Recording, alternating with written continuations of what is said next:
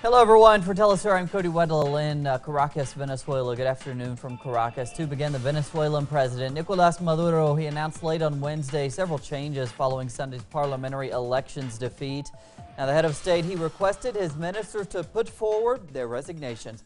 Maduro explained there would be significant changes in his government as Sunday's vote shows a clear message from the population. The president promised that after the defeat, new victories would come in the future.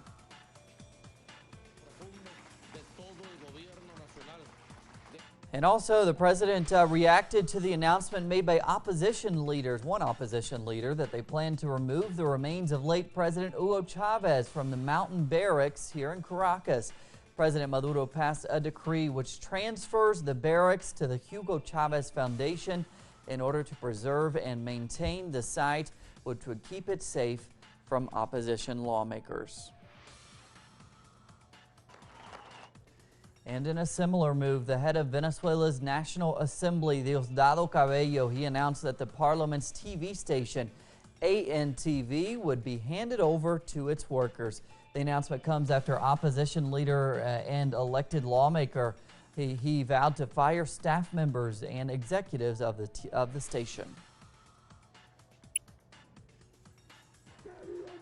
Social movements from all of Venezuela are gathering outside the Miraflores presidential palace in support of President Nicolás Maduro. The demonstration is part of a new initiative launched by the government after Sunday's election called Parliament in the Streets, which aims at establishing a more direct dialogue with the people.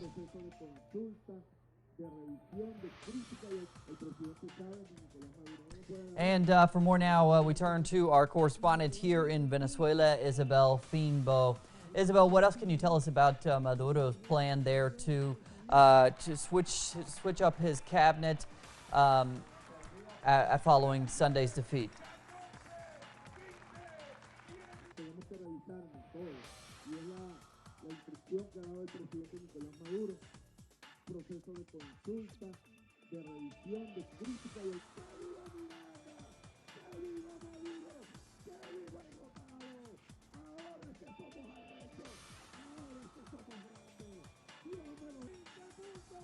Isabel, I'm not sure if we heard, we're not hearing you very well down here. Is she still speaking there? Okay, Isabel, we weren't hearing you, so we go back to what we were talking about. Nicolás Maduro, he's switching up his cabinet. What else can you tell us about why he will ask for the resignation of his cabinet members? Well, Cody, what he said is that he is switching up his cabinet to enter a new stage of the revolution. And it's to improve and to deepen the revolution. Now, what it looks like as well is that because in January, when the National Assembly sits again with the opposition in majority, they will have the power to remove the cabinet. So this is kind of a last attempt to do what he can before it's too late. And what about the United Socialist Party in general, Isabel? We know they're going to have a special Congress. What can you tell us about that, and what can we expect in the following days after that special Congress? Well, yes, as you said, later today they're having this special Congress in the streets where the Chavistas will come out, and it's all part of Nicolás Maduro's call for debate, for reflection, and ultimately for action. Now, yesterday I was out in Las Torres, which is like a barrio here in Caracas, and there, as in many communities all around the country, people are already having these kind of debates. They're coming together, they're talking, and what the feeling is among those people is that, you know, this isn't a great defeat. This isn't a loss. You know, the opposition might have won this battle, but they haven't won the war. And finally here, Isabel, now that a few days have passed, you've been speaking to people.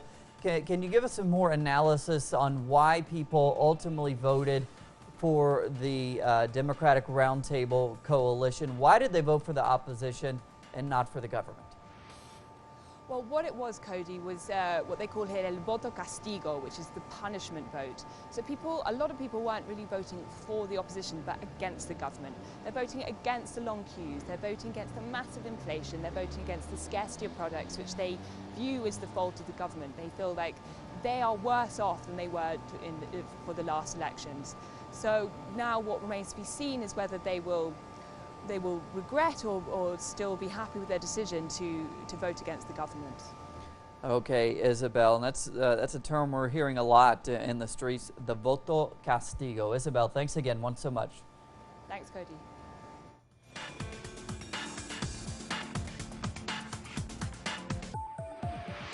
The Brazilian Congressional Ethics Committee will decide this Wednesday whether or not to investigate the Speaker of the lower house, Eduardo Cunha.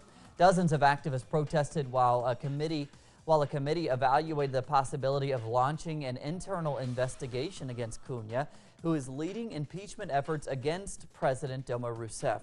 Cunha has been accused by the Attorney General of being involved in a large-scale corruption scandal involving funds from the state-controlled Petrobras and is being investigated by Switzerland for 2 accounts reportedly linked to the scandal. Meanwhile, Brazil's highest court, the Federal Supreme Tribunal, suspended an impeachment commission set up by the lower house and the whole impeachment process after claims of unconstitutional procedures were filed by several lawmakers. The court will issue a ruling on whether or not the impeachment can proceed in a week. The ruling Workers' Party vowed to continue fighting the attempts of ousting President Rousseff. This was just a symbolic victory. When it comes to the plenary assembly, they won't win. This impeachment is a joke, disrespect to Brazil. It has no legal basis. The justice system is divided. I'm very happy. I'm going to Planalto Palace to tell the government to be confident and to tell the country, the investors, that there won't be impeachment. Today, the government had a great victory for democracy. Politics and football have started to mix in Honduras. It has to do with a former president who has been requested by the United States, but his extradition has not yet been effective. With more now and an explanation, we turn to our correspondent Gerardo Torres.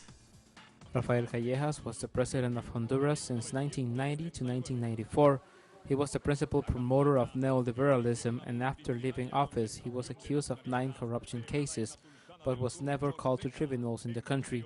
Last week, he was accused of being part of the FIFA corruption scandal and now is being asked by the United States government in extradition to present him on trial.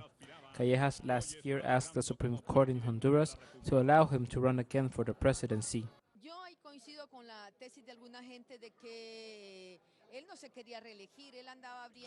I agree with the thesis of some people that he was not really going for re-election.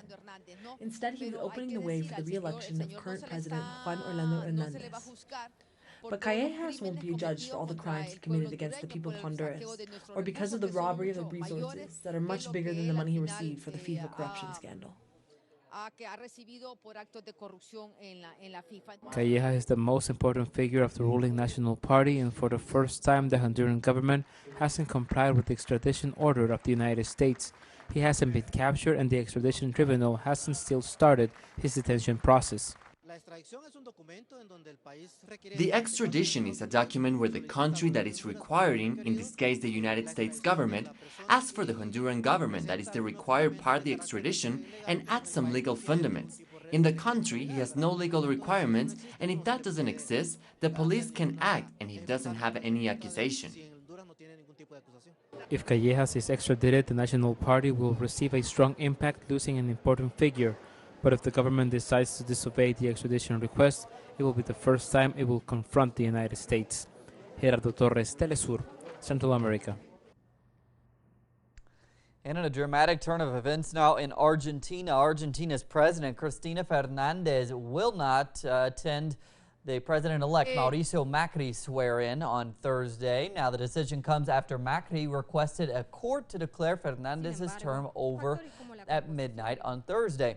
Despite negotiations regarding the traditional ceremony in front of Congress, the president said she will not attend official acts since she would no longer be president on Thursday and could face accusations of infringement of title.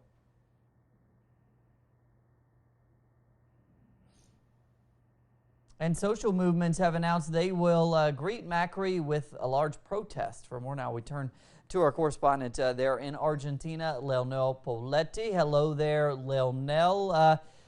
Social movements, they've announced a farewell ceremony for President Fernandez that will begin in a couple of hours. What can we expect there? Is the President Fernandez, is she going to offer an address?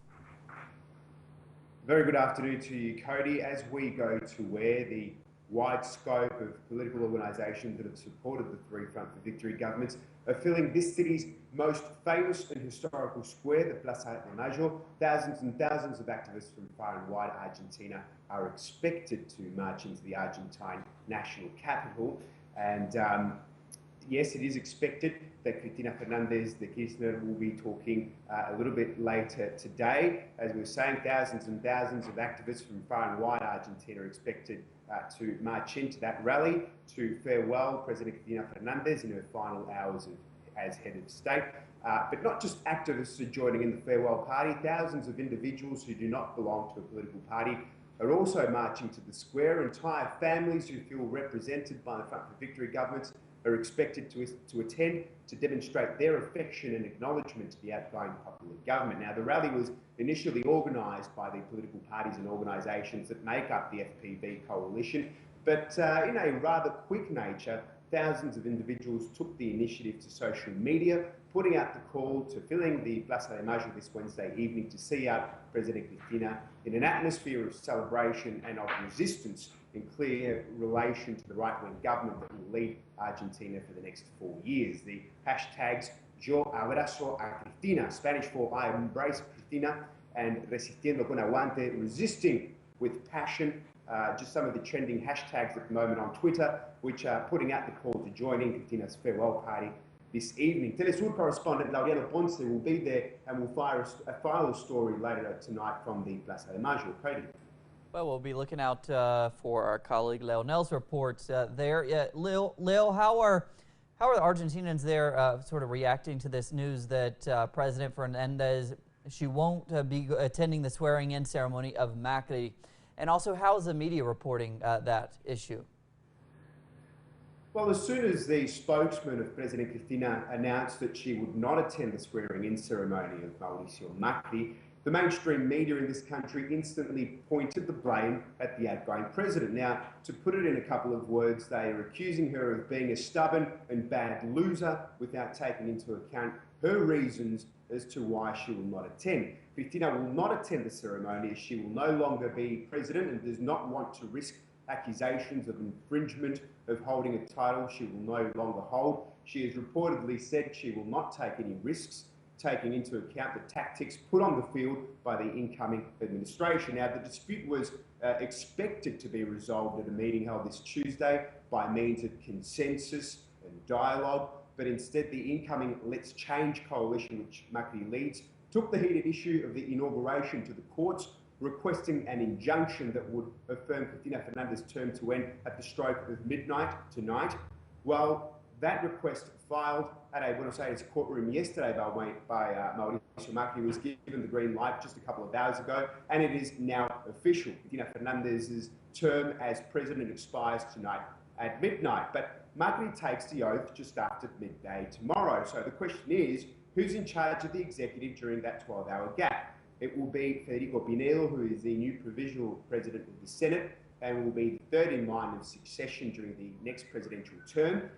He will step in for 12 hours until Macri is sworn in tomorrow.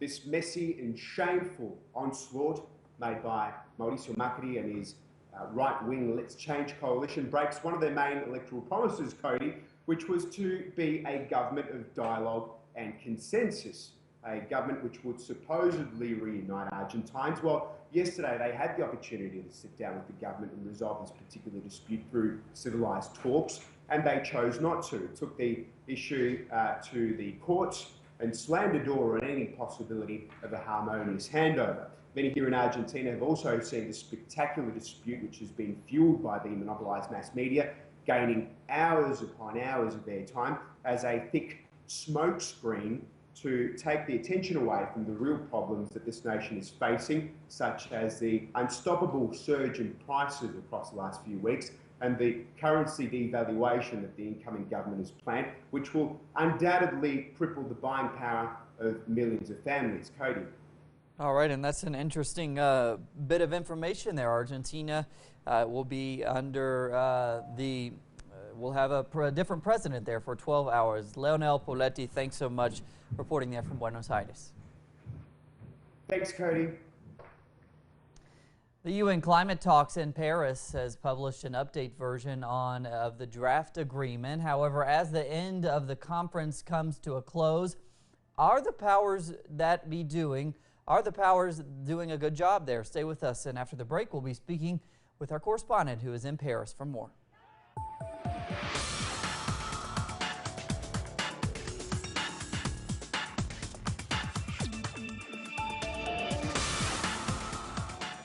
Caracas, Havana, Mexico, Quito, Washington, wherever the newsmakers will be there. From watch on telesurtv.net/English, Telesur, wherever the news, you'll be there. Rod stars G1 and Claudia de la Cruz are Rebel Diaz, hip-hop activists positioned within a history of political resistance through music. And you don't stop. They invite young people to express themselves about their social struggles. And you don't stop. Watch it on telesurtv.net/English, Telesur, wherever the news, you'll be there. From London, an interpretation of current world politics as presented by the activist, writer and historian Tariq Ali. The emergence of the United States as a global empire. The world today, only on telesurtv.net in English. Wherever the news, you'll be there.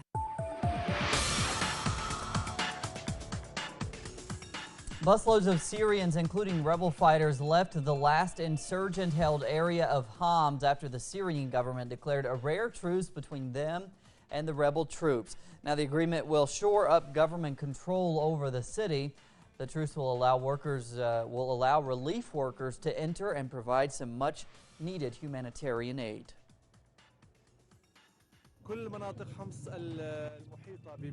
All the areas surrounding the city of Homs have seen local reconciliations, including Homs and the suburbs of Homs.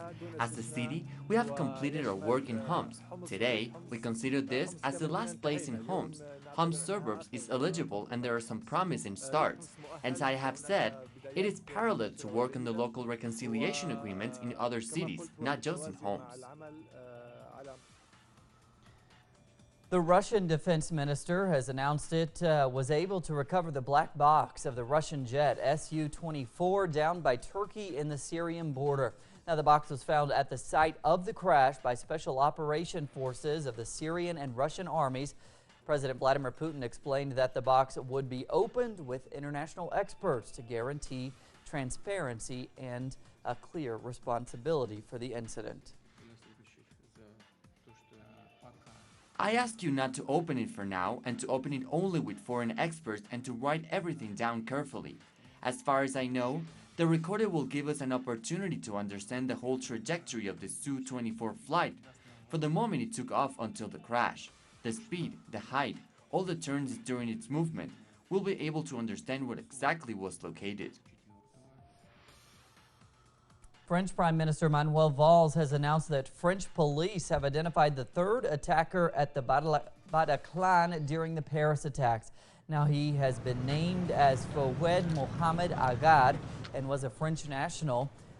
90 people were killed at the Bataclan in last month's terrorist attacks there in Paris. Another day has brought reports of another death in the current Palestine and Israeli conflict. A Palestinian man was shot dead by Israeli security forces in the occupied West Bank town of Hebron. It happened after he stabbed an Israeli soldier and a civilian. According to the Israeli army, the man attacked his victims during a routine security check there, which was recently become a hotspot for attacks.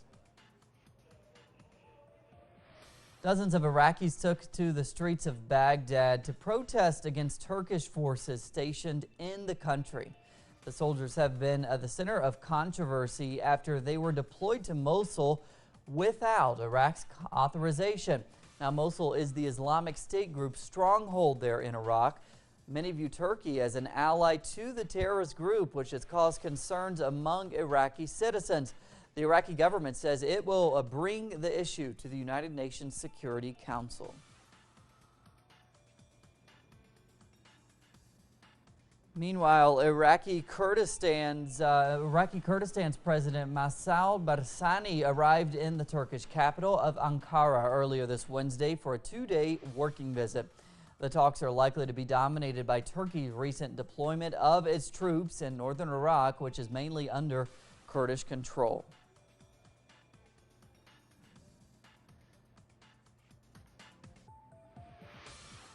The Heart of Asia meeting, which is an annual gathering of Asian and other countries to pledge support to the Afghan government in its second day.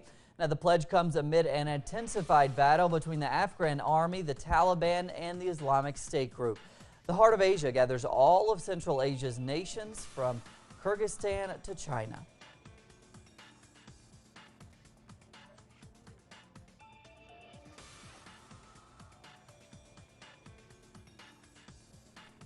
But unfortunately, support from the Heart of Asia conference was overshadowed by a siege carried out by Taliban fighters at the Kandahar airport compound in the south of the country.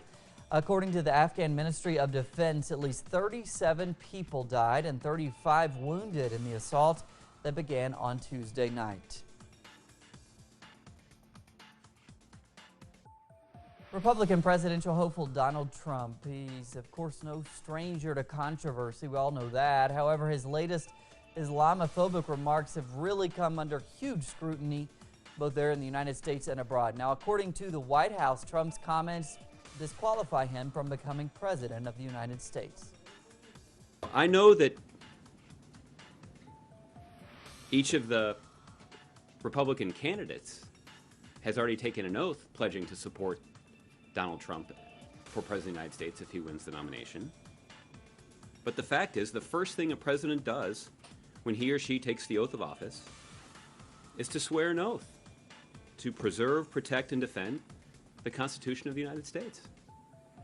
And the fact is that what Donald Trump said yesterday disqualifies him from serving as president. And for Republican candidates for president to stand by their pledge to support Mr. Trump, that in and of itself is disqualifying. It seems that the COP21 conference is making some progress as an updated draft text has been published. Now, after some delays, the 29-page long document, it marks the first time the French presidency of the meeting has pulled together an outline of a deal. On December 5th, negotiators from 195 countries agreed on a 48-page document, which was the summation of 4 years of talks that began back in 2011. However, this recent draft has significantly reduced the number of options on some of the most contentious issues. As details are emerging, civil societies are saying the proposal is just not good enough. Okay, for more now, and negotiations from around the globe are still tweaking the final deals that would hopefully lead to a final agreement. For more now, we're going to turn to our correspondent who's stationed there in Paris, Luis Arroyo. Hello there, Luis. We now have a first draft of that COP21 agreement. So what are the main points in that document?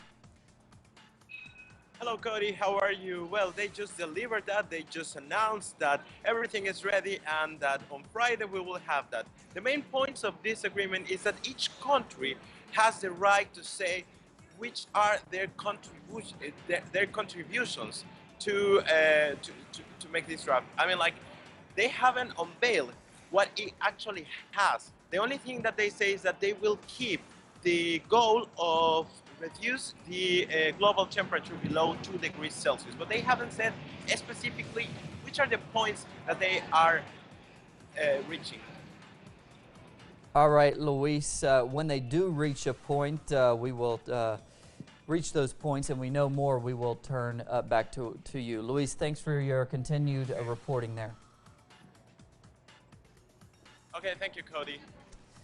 And also in Paris, dozens of farmers staged a protest in front of offices of French food group Dan Juan. They protested against the company's model of large firms, saying small peasant agriculture is the only sustainable way to produce food. Now, they accused the company of not attempting to cut its greenhouse gas emissions and instead to compensate with various techniques of carbon sequestration.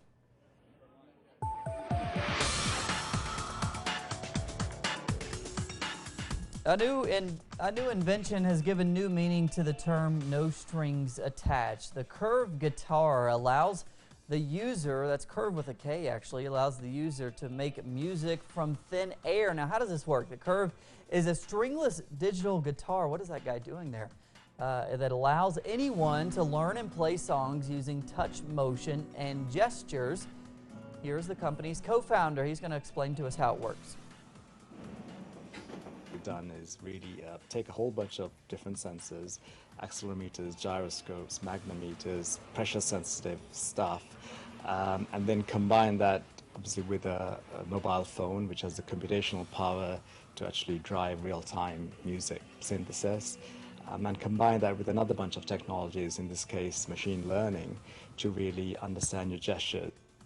Sort of like the Bluetooth. When those first came out, everybody was wondering why people were talking to themselves. Now we will be wondering what exactly those people are doing as they play that contraption there. That's what we're following today. Plenty more on all of those stories and others at our website, telesurtv.net/English. Join us on social media as well, Instagram, Facebook, and Twitter. For Telesur English, I'm Cody Weddle. We'll see you back here in just a few hours.